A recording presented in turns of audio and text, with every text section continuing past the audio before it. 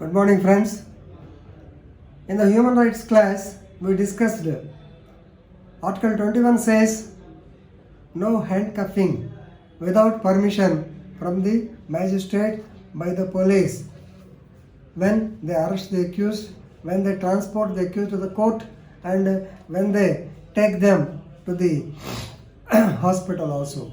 At all these points, nobody should be handcuffed because it is right against the liberty of an individual. So no handcuffing or right against fetters. Fetters means the handcuffs. Fetters are the handcuffs used for the legs. So normally nowadays you may not be seeing the fetters, only you see the handcuffs. That is also not to be seen nowadays, right? So let's go into the case. This case is popularly called as INRI MP Dwivedi and others 1996. But if you tap the case law like this, MP Dwivedi and others versus unknown.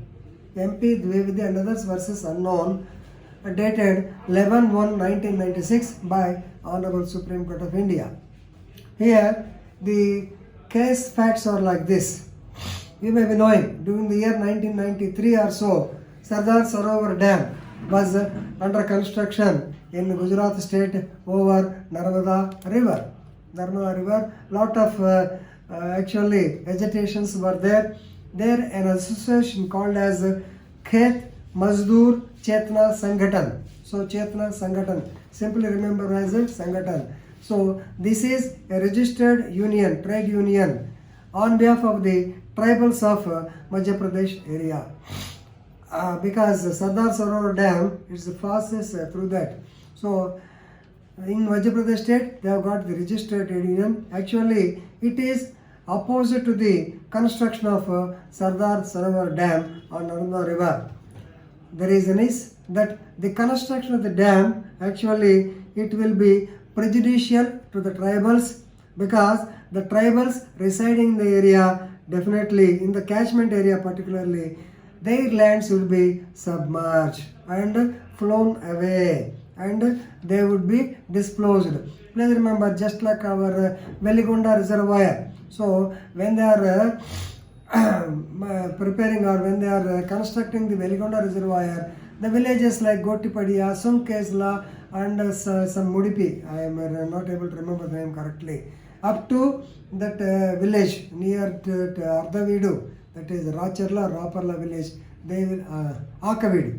Yes, they may be submerged. So now the government is going to pay some compensation to them. So with this in mind, these people have definitely they raised allegations, they started so-called agitation moves, they started rallies and all these things in this connection. Many cases have been registered against the so-called association members, including the tribals. Crime number 11/93, 12/90, 17/93, so many cases have been registered. So once the cases are registered, normally the persons will be arrested. They are arrested. Now, after arrest, they will be produced before the court. At that time, they were handcuffed. While coming from the court, they were handcuffed. While going to the jail, they were handcuffed. While going to the hospital, they were handcuffed. While returning from the hospital, they were handcuffed. So these things, they were brought to light to the Supreme Court in the name of writ petitions. And here another twisting point is also there.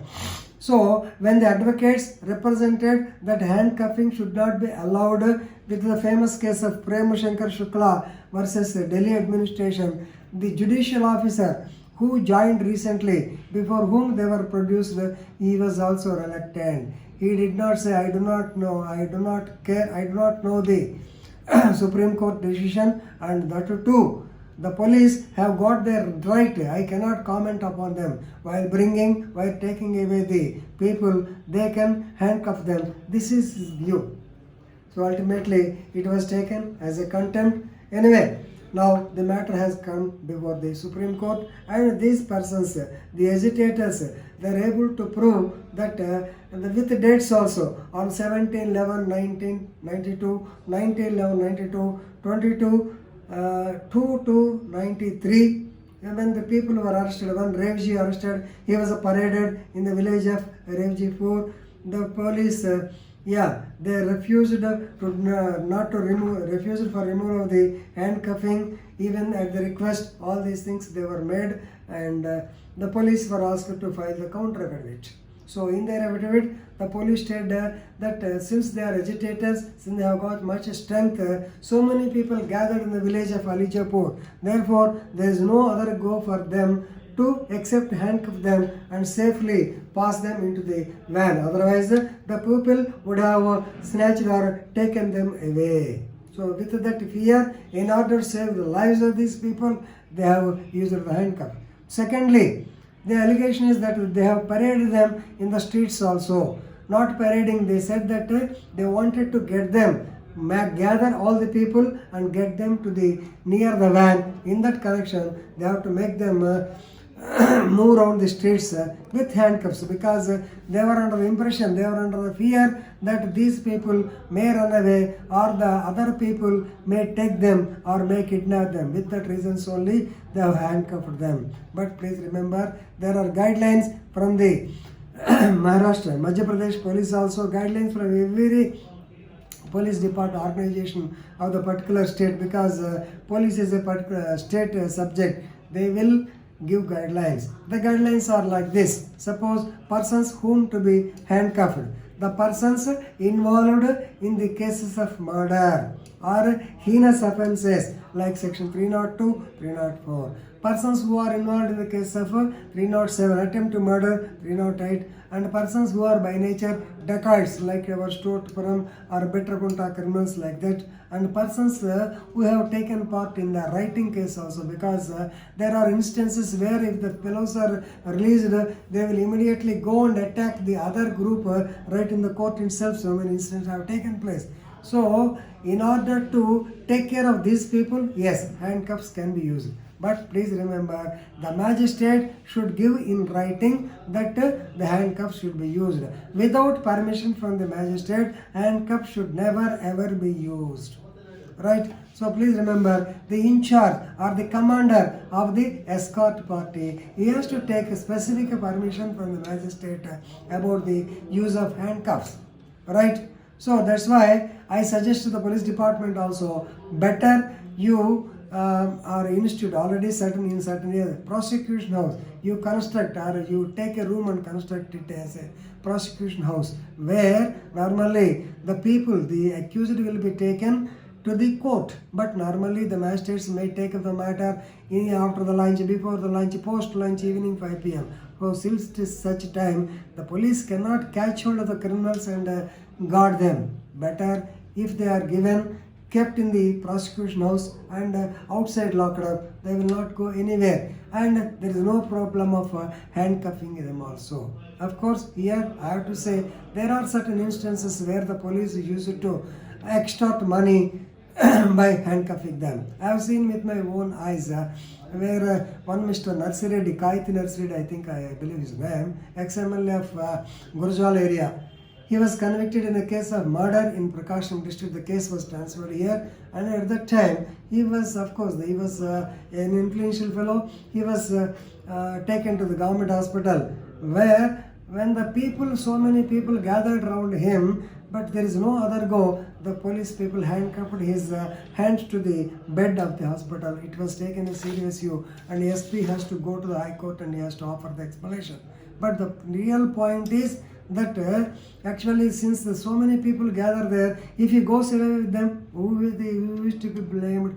And second point is, no doubt, so we kept guard. Second day, from third day onwards, whenever he has to be taken to the court, whenever to the jail, all these things they happened. At that time, the people used to extort money from him because he's MLA.